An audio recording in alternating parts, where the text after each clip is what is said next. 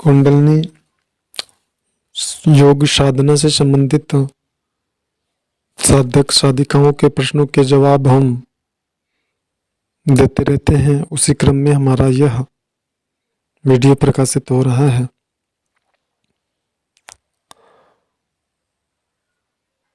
प्रश्न है, मूलाधार में बहुत ही ज्यादा असहनीय पीड़ा होना, जिस प्रकार से शरीर के किसी भाग पे, किसी अंग पे फोड़ा हो जाता है, वहां से असहनीय दर्द होता है। ठीक इसी प्रकार का दर्द यदि मूलाधार चक्र में हो तो क्या करना चाहिए? क्योंकि यह जानकारी अत्यंत महत्वपूर्ण इसलिए है कि बहुत सारे साधक ऐसी दशा में ध्यान या साधना बंद ही कर देते हैं और वह डॉक्टर या मेडिकल की दवाओं का प्रयोग करने लगते हैं। उन्हें भ्रम या गलतफहमी हो जाती है कि हमें किसी प्रकार की बीमारी लग गई है जिससे कि हमें ऐसी दिक्कत हो रही है, और वो साधना को रोक देते हैं। एक तरीके से उनके साधना का पतन हो जाता है। तो सबसे पहले तो ये समझ लें कि ऐसी स्थिति किसके साथ होती है।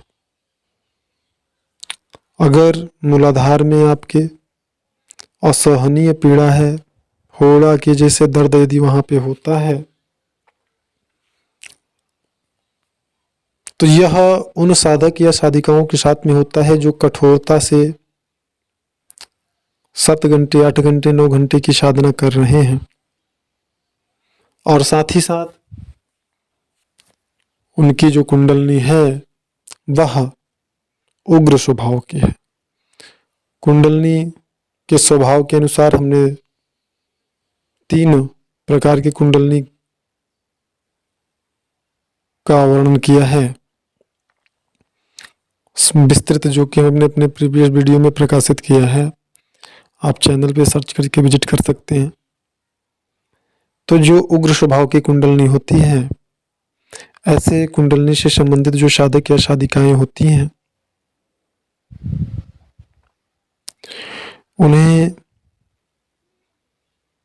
तकलीफ ज्यादा झेलना पड़ता है, क्योंकि कुंडलनी दाहिका शक्ति है।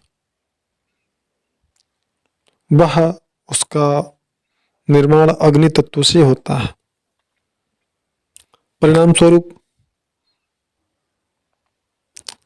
उसमें जलन भी बहुत ज्यादा होता है और शरीर के जिस चक्र पे, जिस स्थान पे उसका उद्गम स्थल है, मूलाधार चक्र, जब वहां पर उसका विकास क्रम चरम सीमा पे होता है, उस दशा में साधक को एकदम फोड़े के जैसा दर्द होता है, असहनीय पीड़ा होती है। ऐसा लगता है कि मूलाधार टूट जाएगा। और जब प्रेशर होता है तो कुछ ज्यादा ही तकलीफ होती है।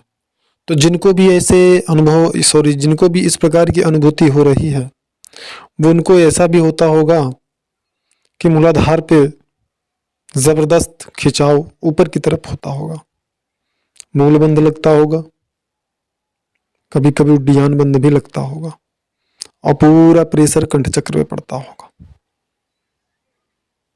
और यदि पूर्व काल के वो साधक या साधिकाएं हैं तो ऐसी दशा में उनके कंठ चक्र का विकास भी इस स्थिति में 50% तक हो जाता है, जिससे कभी कभी ऐसा भी होता है कि सीधे से मूलाधार चक्र से प्राणवायु ब्रह्मरंध्र पे टक्कर मारती है और वहां पे उन्हें टक टक की आवाज कभी कभी सुनाई दे सकती है,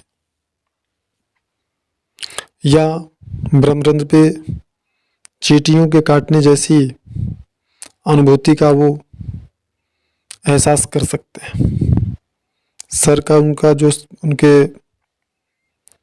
मस्तिष्क में यानी उसका जो ब्रह्मरंध्र के एरिया में, सहस्त्रार के एरिया में जो उदान वायु होता है, जो कंठ के ऊपर उदान वायु का क्षेत्र होता है, तो उदान वायु भी क्रिया कर रही होती है काफी तीव्र गति से। तो जो साधक कठोरता के साथ में साधना कर रहे हैं, पूरे संयमित होकर के यम नियम संयम का, तीनों निष्ठाओं का पालन कर रहे हैं, उनके लिए इस प्रकार के चीजें होती हैं, तो इससे उनको विचलित होने की आवश्यकता बिल्कुल नहीं है। और यह साधक को सहना ही होगा। अगर उनका जो लक्ष्य है ईश्वर प्राप्ति है, दृढ़ संकल्प है, वो मोक्ष प्राप्ति करना चाहते हैं, तो उन्हें यह करना ही होगा और यह दर्द सहना ही होगा। इसका दूसरा कोई विकल्प नहीं है। अगर उनके गुरु या मार्गदर्शक चाहें, सामर्थ्यशाली हों अगर, तो शक्तिपात करके उन्हें आगे की अवस्था जरूर प्रदान कराया जा सकता है।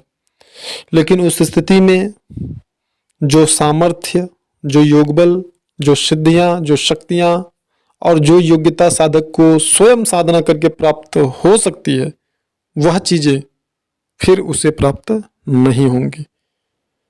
लेकिन उसे इस दर्द से छुटकारा जरूर मिल जाएगा। तो साधक स्वयं निर्णय करे और अपने मार्गदर्शक से किससे संबंध में जानकारी ले ले, मार्गदर्शन ले ले। इस वीडियो में इतना ही। धन्यवाद।